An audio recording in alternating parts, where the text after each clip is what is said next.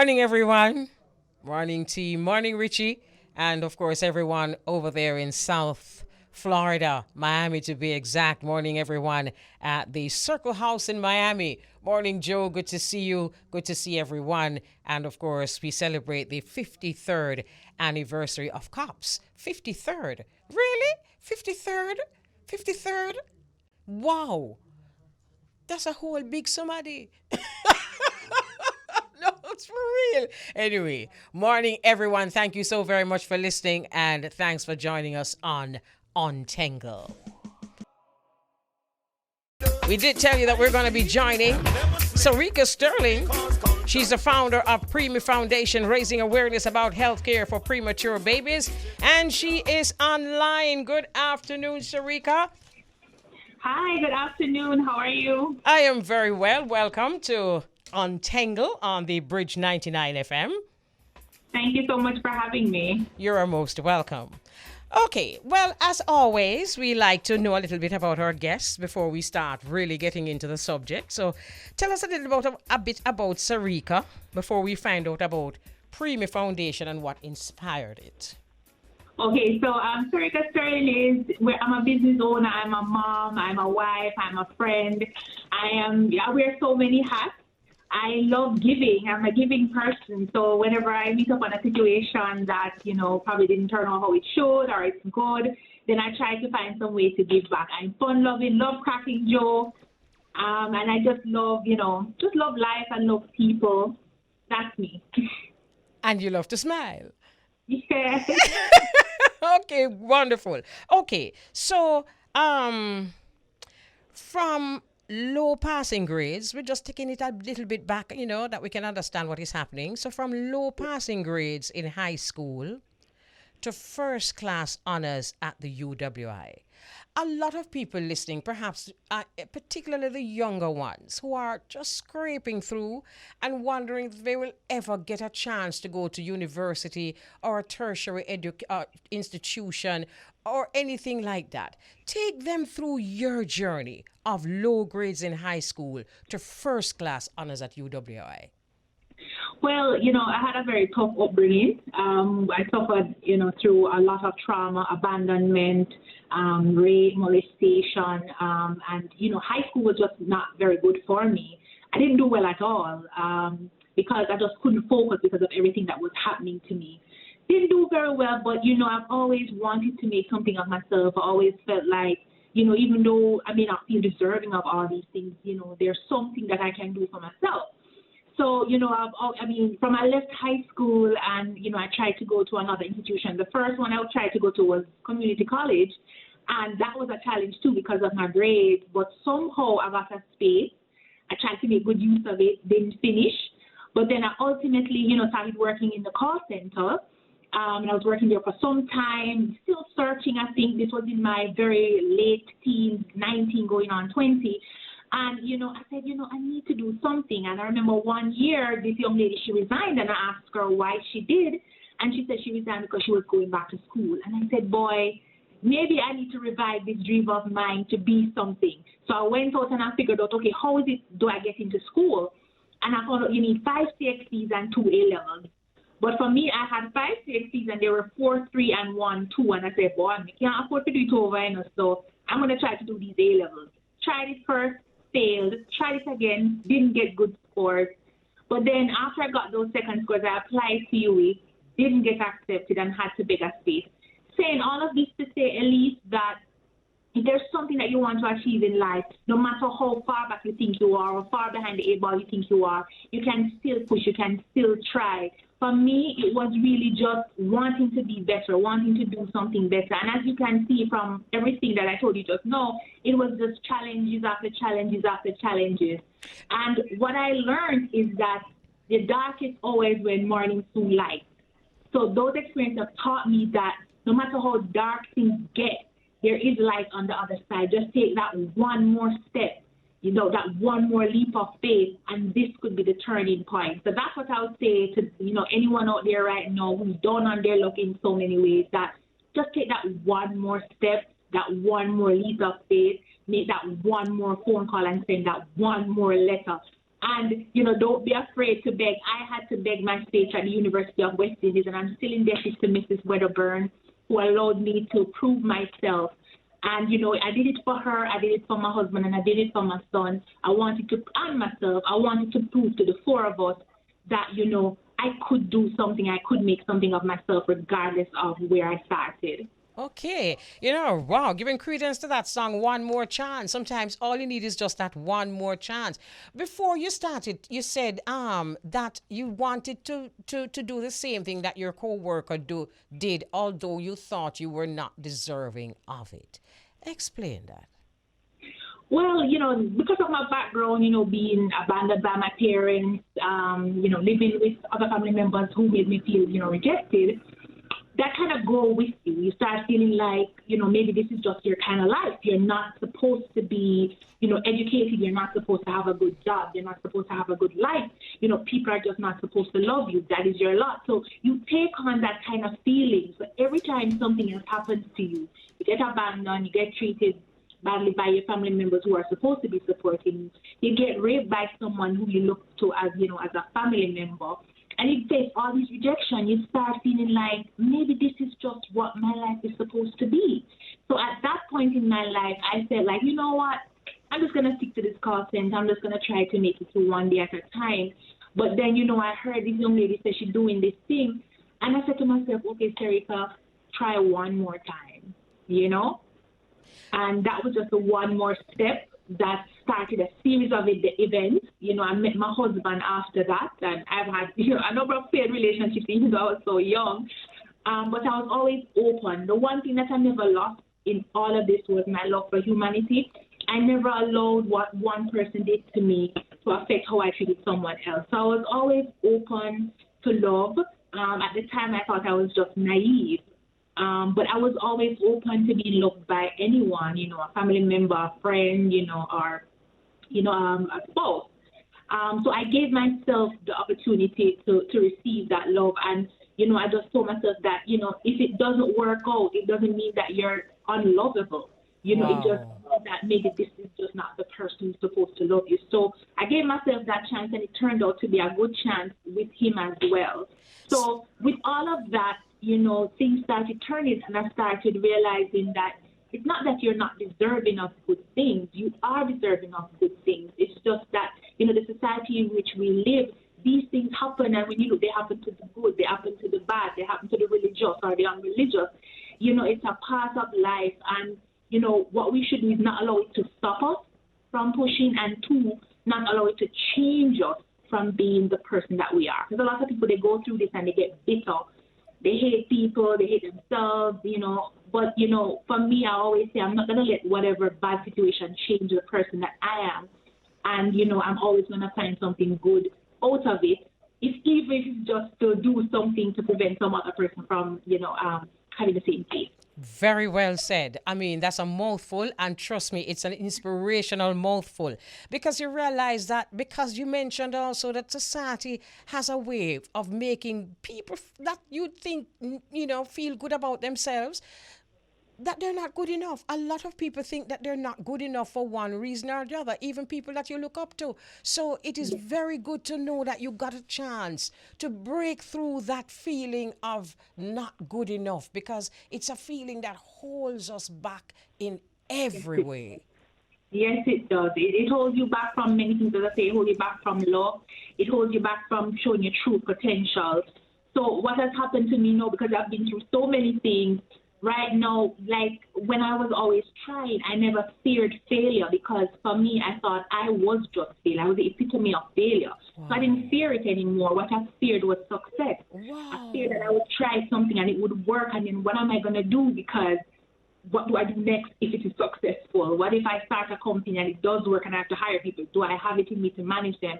So a lot of people talk about the fear of failure, but I actually feared success, because failure to me was just the norm. Very interesting. And that's one of the issues that people who feel that they're not enough go through. They actually fear success. some people do. I did. Oh, and many others like you. So it's good that you're opening up and talking about it and letting others know that there is a way around it. Okay, so let us push forward now to 2016. Pregnancy with triplets. What Yes. transpired after? Now, this is, I mean, when people hear that they're going to have twins, it's like, oh, lovely, nice twins. And then when they hear they're going to have triplets, I don't know, tell me what you say. I was really worried. I was floored when the doctor told me that. I was like, I just started my business 2016. Where am I going to get the money from? Because, I just left my work and started something new. Wasn't really making much money. But I said, this is just another event in my life that I'm going to overcome. So I started, mentally preparing for how I'm going to manage this, I'm just a planner. That's me. How am I going to manage this? What am I going to do? So I said, all right. I started getting comfortable with it and everything. And then one day, I was at home and I wasn't feeling well, and my doctor said, go to the hospital. And that's when everything just took a turn, So I got very ill. They came prematurely at 27 weeks. I had to do surgery without blood. That's why my blood drives are so dear to me, because I know what that's like. We do it annually. So I was ill. My lung was collapsing. I had water in my lungs. I had an infection, very, very ill. And the hospital was trying to airlift me overseas. But then the air ambulance couldn't do it because they said I was too ill. So the doctors, we all prayed. They read me my last rites. You're joking. No, they do, man. They tell you, Serika, you may not wake up from this surgery. Here's what we're going to do to try and save you. And I had to sign off, a document to tell them that, okay, you can try this, you can try that to save me. And if it doesn't work, then the hospital will not have any liability.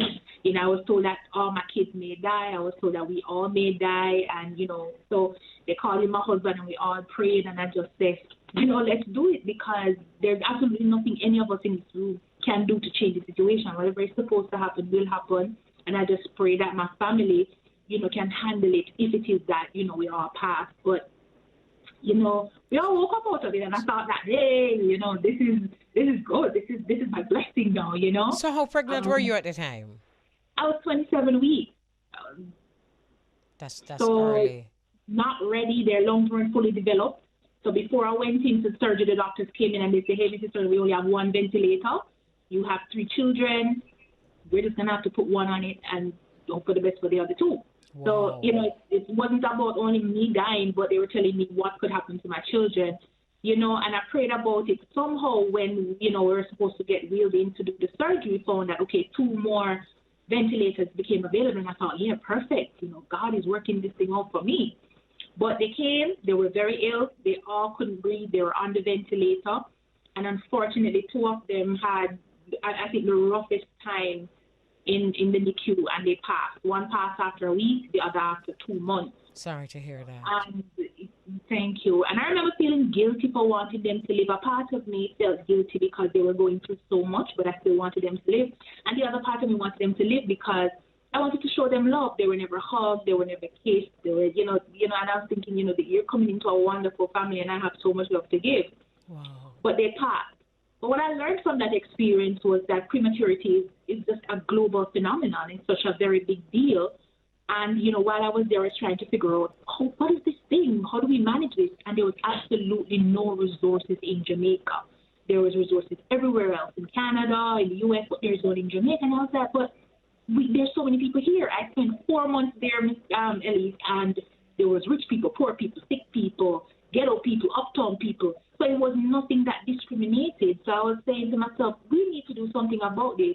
And then the doctors were working against considerable odds. I mean, they were missing equipment, human resource. It was just crazy. So I said, I have to draw attention to this. And that was one of the ways that I was going to, at the time I didn't think about it that way, but, I guess it's a healing thing where I said, this doesn't need to happen to everybody else, because I was hearing persons telling me this happened to them 10 years ago. And I was like, but if that happened to you 10 years ago, why hasn't everything changed now? Yeah. So I said, no, man, something needs to change. We need to do something so that my kids don't have to go through this, and your kids don't have to go through this. And if you get pregnant again, you don't have to go through this. Wow. So that's how the Preemie Foundation was started, because I wanted Jamaica to know what prematurity is, what premature baby health care requires, and where we are as a country in terms of our healthcare standards. And I know that once we're able to put that out there and persons were able to understand what is required, that they would come together. Okay, before we ask you about the Preemie Foundation of Jamaica, let me ask you, how is your son doing? Well, Seth is 4 years old, and he's doing very well health-wise, but he is behind in a lot of ways, and that's just one of the effects of prematurity. They can suffer so many things. So they're in the hospital and you're trying to save them. And that's one of the important things as well, that while they're in the hospital, it's important that they get the best health care because that determines how well they do when they leave. So the doctors and nurses can do as much as they can to save them, but you may find that because of the level of health care they get, they may have long-term issues. Yes. So my son was one of those children who suffered certain types of illnesses. So he suffered some brain damage. I'm telling you, he had everything in the book. He had Klebsiella, sepsis, you name it, he had it. So he's behind like probably about a year or so. So he's going to definitely need assistance for quite some time. We're still watching if he goes to a school where he can do all these, speech therapy, occupational therapy, physiotherapy to try to get him as close to functional as possible.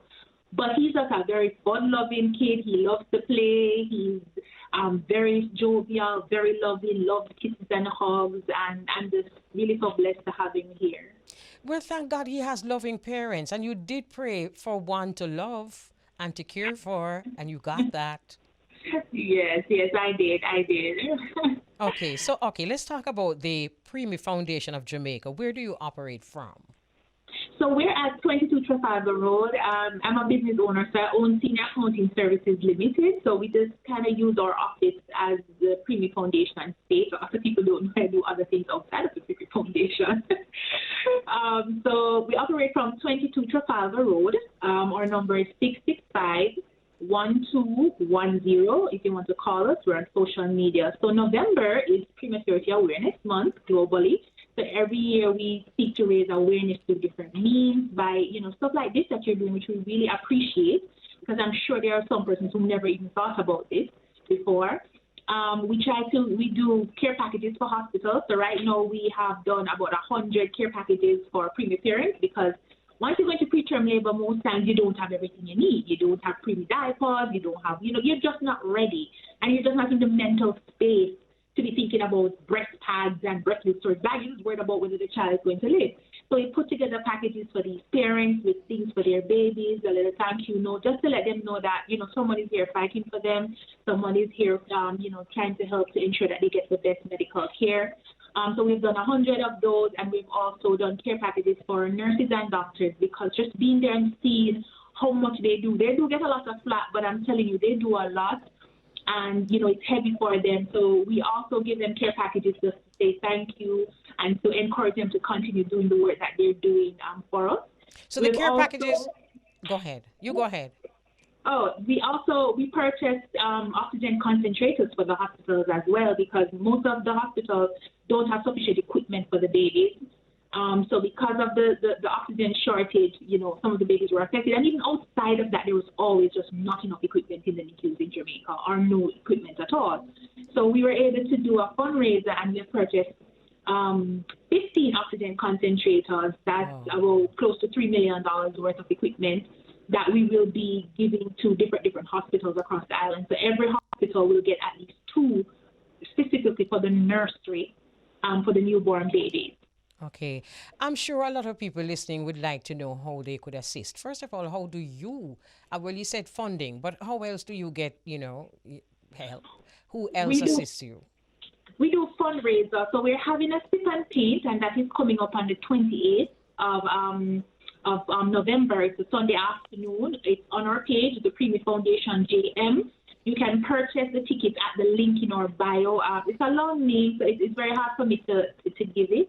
But if you go to the Preemie Foundation JM, or you can go to our website, www.preemie.fasjm.com, then the information will be there. Or you can please just reach out to us at 665-1210, and we'll give you all the information that you need to get that done. So we do fundraisers. The Sip and Paint is one that is coming up on the 28th. We also do drives. So we did a blood drive where we just reach out to persons and ask them to donate. We're also in the process of listing on the social stock exchange, which will allow persons, in the diaspora, to give. Persons can donate by transferring funds to our bank account. That's at the JN Bank, New Kingston. And if I can read out the number, it's pretty long, but it's 260 then 5502. So it's 20000005502. So if you want to make a donation, you can just transfer the funds to that account. It's in the name of the Preemie Foundation of Jamaica. You can write a check, and you can call us or email us at preemiefoundationjamaica@gmail.com, and we can arrange to have someone collect the funds from you, collect the check from you, or have you deliver it to us. Okay, well, our team is writing that information down, and we will happily pass it on to our listeners. Just want to say thank you so very much for taking us through your journey and for helping those who are listening, who are going through either similar things or, something, to understand that you are enough. You're always enough. It's just to find the right space to actualize. So Yes. thank you so very much for sharing your strength and sharing your journey with us. And You are welcome, and just a final reminder who you were before your traumatic experience. You're the same person after, so don't allow it to stop you from, reaching greatness. Absolutely. And can I ask you, please keep smiling? All right, have a great one. Okay, bye. Okay, bye, Eileen. All right, wasn't that wonderful? So her name is Serika and Sterling, and what an inspirational story and an inspirational journey. So we're going to take a break. We soon come. It's now 12:39. Let's take some text. This one says, "Greetings, Elise. Are you able to do a shout out to Katis Oyonde of Veggie Meals on Wheels?" Of course we can, Marcia. Want to say happy birthday to Katis. Have yourself a wonderful day, a wonderful birthday. And Marcia says, awesome interview. What an inspiration. And, we're getting all these young people with all these hopes and dreams and actualizing it and inspiring other young people. And, it's just amazing. Such a delightful vibes hearing those oldies but goodies, sis. Wishing my son Jamal and my granddaughter Kamari a happy birthday today. Blessed love, Sister Elise. This is Sister Carol. Good afternoon, Sister Carol. It's always good to hear from you. Boy, me I tell you, say you and Brigadier Jerry are go out with that thing there a while ago. Where you say oldies but goodies. So where in Jamaica is the radio? Where in Jamaica can the radio station be found? So, my dear producer, it's 6 Kingsway Avenue, Kingston 10. Isn't that amazing? Especially like we have our producer feeding the information through this ears here. Yes, so it's actually 6 Kingsway Avenue, Kingston 10. That's right. That's where you find this radio station. All right. So what else is happening here? Sister Carol, big up yourself. Did all the babies survive? Oh, it broke down while we were listening. Did all the babies survive that traumatic experience? The station came back up when she was talking about the event of the 28th, just checking on the babies. Well, sadly, Marcia, 2 of them passed and 1 survived, but you know how it goes when you have premature babies. The one that survived is having a few issues she spoke about, but nothing that the family can't love through. So, yes, 1 survived, and that's a boy, and the family is busily taking care of that one. But thank you so very much for asking. Remember, the Bridge 99 WhatsApp text line is 876-551-5782. And we got a few. This one says, good afternoon, Sister Elise. That was a positive attitude to have by that lady. I am telling you, absolutely amazing. And it says, wow, what a crisis situation to go through, losing 2 of her babies. It's so great to give back. Wonderful, Serika. I hope I got it right. Keep going strong. Blessings, my young sister, and it's coming from John in Sandy Bay, Hanover. Want to say good afternoon to you, John in Sandy Bay, Hanover. Absolutely everything you said, so on point, and thank you so very much for meeting us here on the bridge. And then we got this one. It says, bless up sis, always a takeaway when listening, sending to the sister and her family that shared her story that Mortimer is fitting. Yes, I'm telling you, life is a fight, and we really have to fight. We have to pray for strength. And when I heard her talking about her prayers going up and how she interpreted these prayers, it's just absolutely amazing. This one says, hi Elise, Vivia here. Please send a birthday greeting to Wayne Bryant in Hayes, Clarendon. So Wayne Bryant in Hayes, Clarendon, have yourself a wonderful day today. Happy birthday. Okay, what else is happening here? This one says, fight the fight. And this one is coming from Empress K. Fight the fight, with so many strong arm emojis behind it. Absolutely, we gotta be strong. Yes, Raging Fire has that song. Gotta be strong, you gotta be strong. Okay, so you came off the stream and went on Radio Marcia. So I certainly hope you're hearing better now that you are on radio. What is... Anyway, so that's that. Thank you very much for listening. It's now 12:48. Want to say good afternoon to our listeners all about here in Jamaica and all about. We've been having a conversation over the weekend. We're always having conversations over the weekend, and just talking about the power of this little space here that we call Jamaica, and how important it is for us to protect the space. I'm listening to you, Vaughn. Okay, so how important it is for us to protect this space. So we joining Beauregard in a few. Untengle. That's right. With Mama Elise Kelly. Gassa. Hi, Beauregard. How are you? Good afternoon, Mama Elise. How are you? I am very well, thanks. And you? I'm great. I'm doing fine. Always a pleasure to hear your voice. Same here. And our listeners too, Our listeners really love it. Yes. All right. So you want to start? Yes, I believe I could start. Go ahead. The weather-wise, it's a little chilly. The sun is out, but we are enjoying the weather same way. Oh, goodness, I see you ready for it. Oh, Tom and yeah. Woody and Marcel. I had to dress a little warmer today. Yes, I see it. Yes. I just wish that the temperatures was, as high as the prices that we're now facing here in the United States. Oh, my goodness. Yes, man. Gas prices they're up there, food supply shortages and things of that nature. It's a good thing that yesterday President Joe Biden signed the $1.2 trillion infrastructure deal into law, and that now prevents fare hikes on public transportation, because that's how they would have gotten the money, by raising the fare to maintain the public transportation system and things of that nature. So now this bill will provide the money for the maintenance of roads and bridges and ports and railways, power grids, as well as water and sewage systems.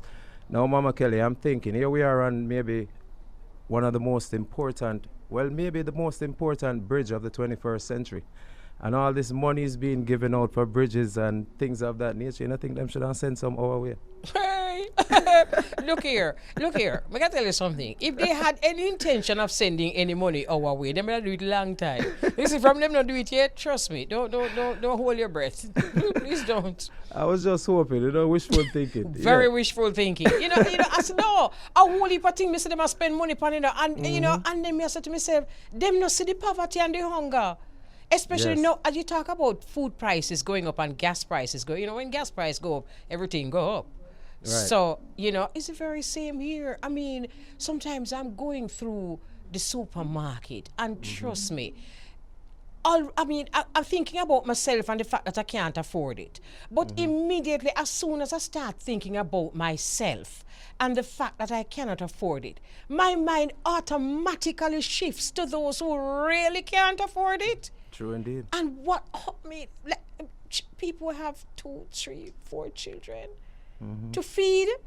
Yes. With the prices as it is, it really is crazy. So I would have liked to see them put some money towards them kind of something that is as though the empathy from the leaders just not did it. True, absolutely, sister. Wow. And, even with Thanksgiving coming around, you can't help but to think, here we are thinking about food shortages and it's a good time of the year for people in the United States where they celebrate and family come around, but we also have to think about those who are not going to be able to celebrate things such as Thanksgiving coming up, and the Christmas and the holidays. That's right, and you know, there's a guilt that you have to feel, especially for those. I mean, with family, we're talking about putting up Christmas trees here, and a lot of people putting up Christmas trees, and it's unfair to take that joy away from those who want to put up their Christmas trees. Right. But at the same time, while you're putting up your trees and you're getting ready for Thanksgiving, as you said, you have to think about those who can't, and not just think about them, but really share what you have. You And have to. And that's one of the thing about Irie Jam Radio. Each and every year, Thanksgiving, Christmas, there's always something pertaining to giving back to the community and always giving back to the, those who support us. I'm really happy to hear that, because a lot of times sometimes we're doing these interviews, we're doing these interviews at 12:15 thereabout every day here on Untengle. And it's just amazing how some of the people that have the most challenges, who grew up with poverty, who understand suffering, who understand abuse, find that space to give. Yes. And to give back. And Yes. corporate Jamaica, I know you're doing it sometimes for a tax break, but all of us need to do it. Governments need to do it from our hearts. We still have that, right? A heart. Absolutely. Absolutely. Anyway, so here in Jamaica, you don't know crime. Prime Minister Andrew Horn has announced over the weekend states of public emergency in 7 police divisions. 7.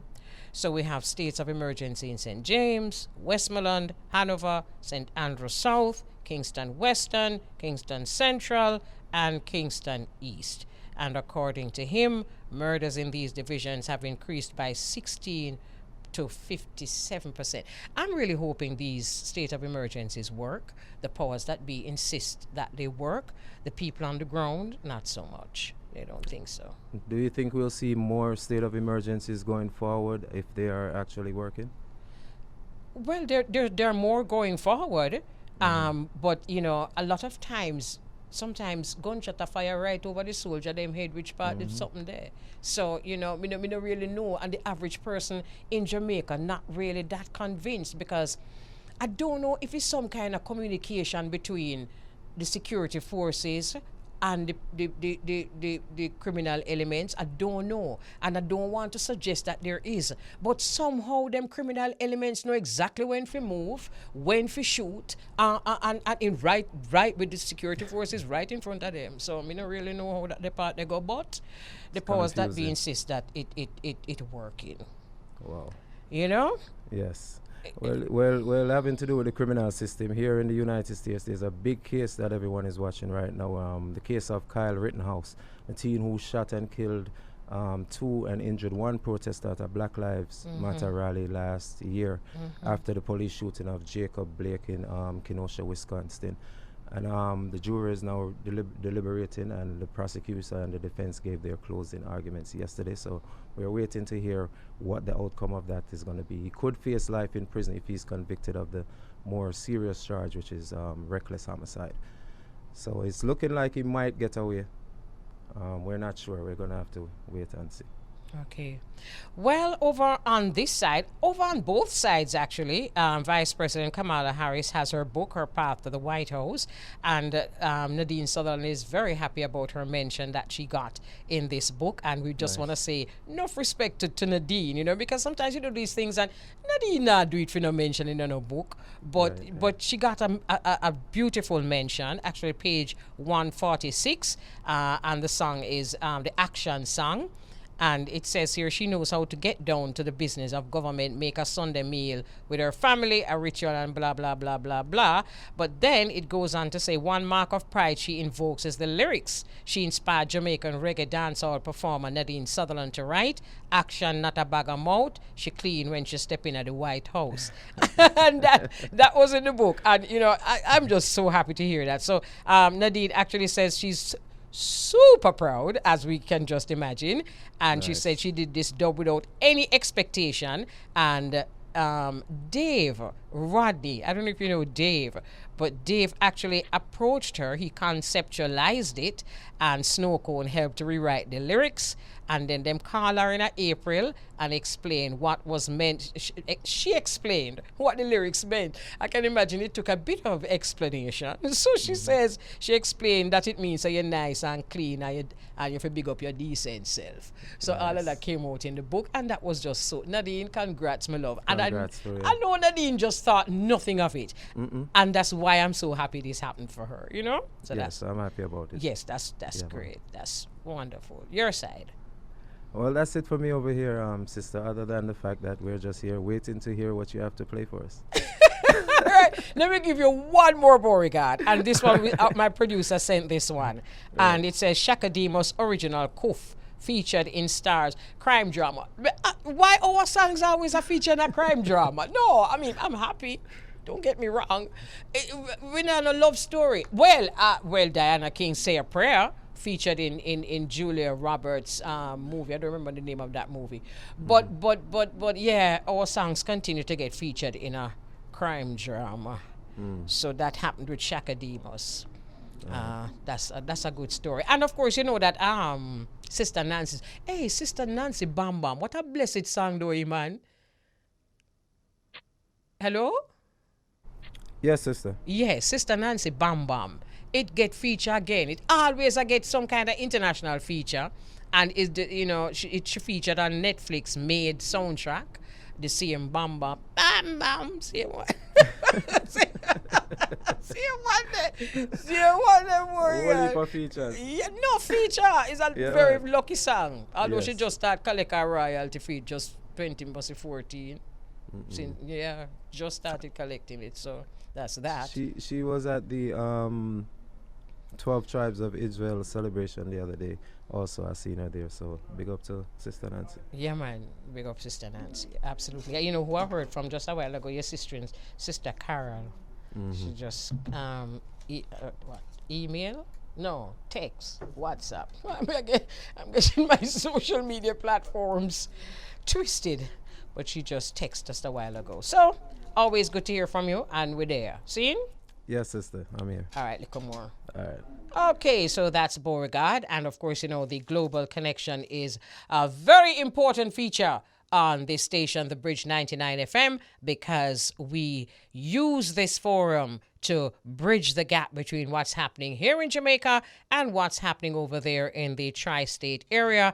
And of course, to let the Jamaican diaspora be part of what is happening. So I want to say a very special good afternoon to Irie Jam Radio listeners, New York, New Jersey, Connecticut, the whole works.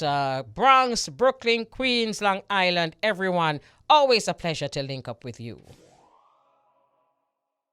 I want to say thank you so very much to our listeners. Thanks for making it Bridge. Thanks for joining us on the Bridge. It's always a pleasure. The Bridge 99 FM accommodating us all. Thanks for listening to us on the frequencies. Thank you very much to the internet family for logging on. Thank you very much for those who are viewing us on the Bridge 99 FM. Always a pleasure to hear what you got to say and all these wonderful things. Again, for those having birthdays, we send out enough love and birthday greetings to you all. Always a pleasure working with the team, the dream team. So we want to bless up the team. Want to say enough respect to Beauregard and the Irie Jam family, Richard Rainford, Master Control Operator, Romaine Simpson, Vision Mixer and Flag Raiser. And we also want to say enough respect to the producer for Untengle. His name is Vaughn Thorpe, my hard-working producers.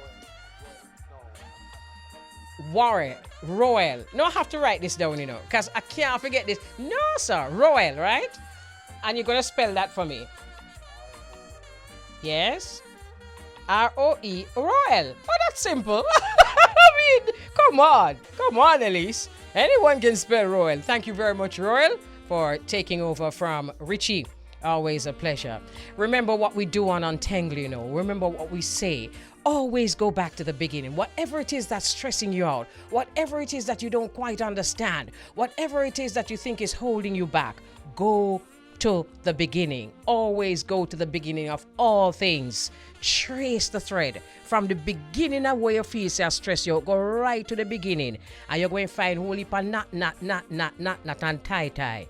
The only way you're going to free yourself is to untangle the whole of them. They're not there. Untangle them. Untangle them. Untangle them.